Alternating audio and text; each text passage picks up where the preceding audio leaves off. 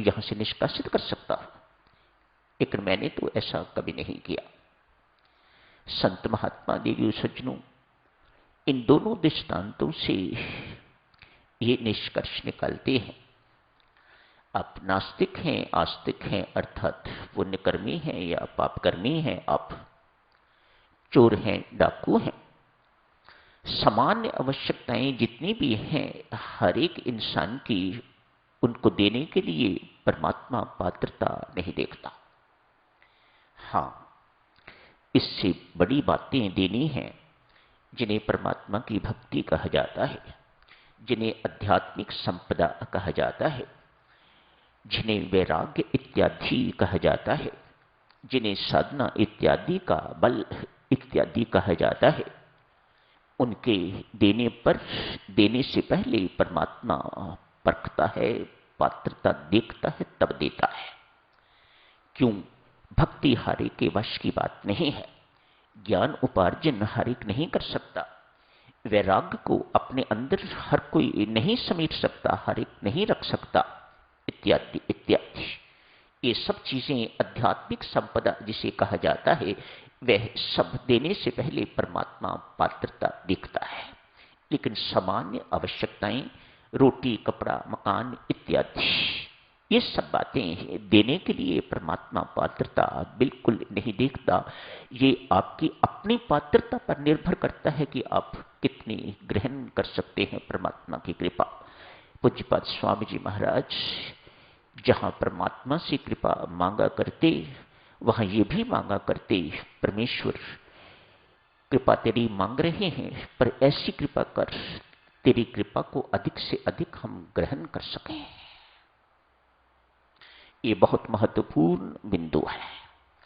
देखें साधकजनों, परमात्मा किस प्रकार से हमारे कर्मों से जुड़ा हुआ बन जाता है।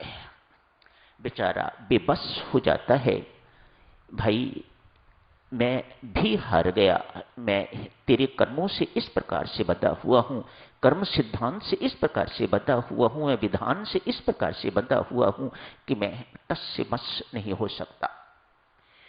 एक डॉक्टर दंपत्ति हैं, 11 साल हो गए हैं उनकी शादी हुए। एक नगर के बहुत सम्माननीय व्यक्ति हैं, दोनों पति पत्नी डॉक्टर हैं। 11 वर्ष लगभग हो गए हैं उनके विवाह हुए, संतानहीन है, प्रचुर संपत्ति है। मन में ऊपर से दिखाएं न दिखाएं, लेकिन भीतर से चिंतित रहते हैं, उदास रहते हैं। किसके लिए कमा रहे हैं, किसके लिए छोड़ेंगे, पहले मैं मरता हूं या तू मरती है, एक रह जाएगा, एक ने भी नहीं रहना, उसके बाद इतनी बड़ी संपत्ति का, इतने धन का क्या होगा, ये सोच उन्हें अंदर ही अंदर कुरेदती रहती है। बड़ा व्यस्त जीवन है, सेवामय जीवन है, बहुत सुंदर जीवन है। ये अब की बात है, ये जीवन कब है? अब बहुत अच्छा जीवन है, सेवामय जीवन है, हर एक की सहायता करने को तैयार, न दिन देखते हैं न रात देखते हैं। परमात्मा ऐसी करने से साधक जितना प्रसन्न होता है, उतना अकेले बैठ के कहीं कमरे में किसी कक्ष में जाप करने से प्रसन्न नहीं होता। ये मेरे काम आ रहे हैं, ये मेरा काम कर रहे हैं, ये मेरे साकार रूप की सेवा कर रहे हैं, ये परमात्मा की इस प्रकार की मान्यता है। ऐसों के लिए परमात्मा किस प्रकार से काम करता है, परमात्मा की कृपा ऐसों के लिए किस प्रकार से काम करती है। आज नगर के बाहर कभी नहीं गए, नगर के बाहर एक हनुमान जी महाराज का बड़ा प्राचीन मंदिर है, बड़ा रमणीक स्थान, घूमने के लिए, टहलने के लिए, समय अनुसार राम राम जपते हैं। ऐसा नहीं कि राम राम ही जपते रहते हैं, अमृतवाणी का पाठ ही करते रहते हैं ना, अपना व्यस्त जीवन है, उस जीवन से जितना समय मिलता है समय अनुसार व्यर्थ नहीं गवाते, समय अनुसार थोड़ा बहुत राम राम जपते हैं।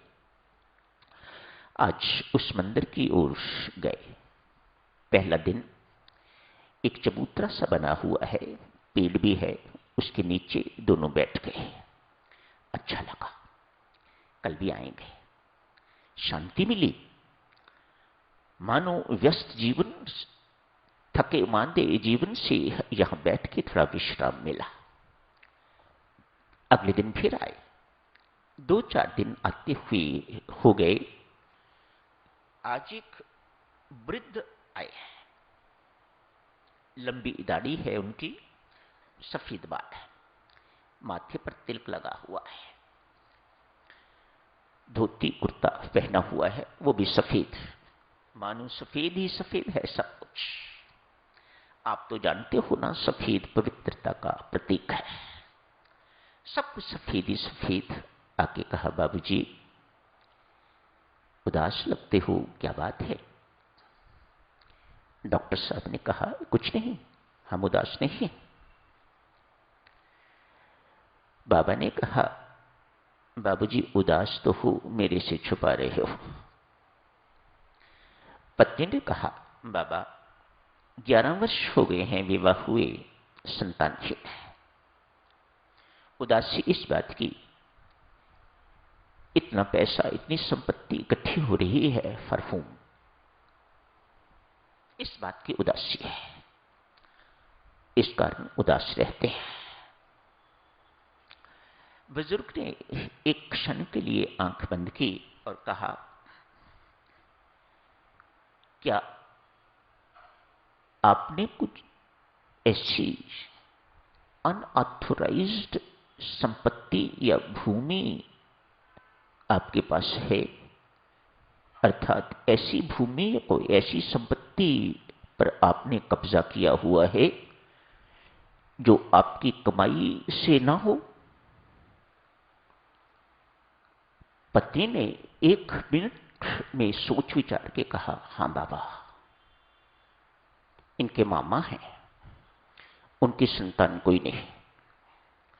जितनी भी संपत्ति थी, जितनी भी भूमि थी, वह इनको दे दी। इनके 3 भाई हैं, 1 बहन है, लेकिन ये संपत्ति इन्हीं के पास है। परमात्मा देखो देवियों सज्जनों, कितनी बारीक बारीक बातें, कितनी सूक्ष्म अति सूक्ष्म बातों पर विचार करता है और बच जाता है। जब तक ये सिलसिला निपटे ना, परमात्मा आगे कैसे बढ़े?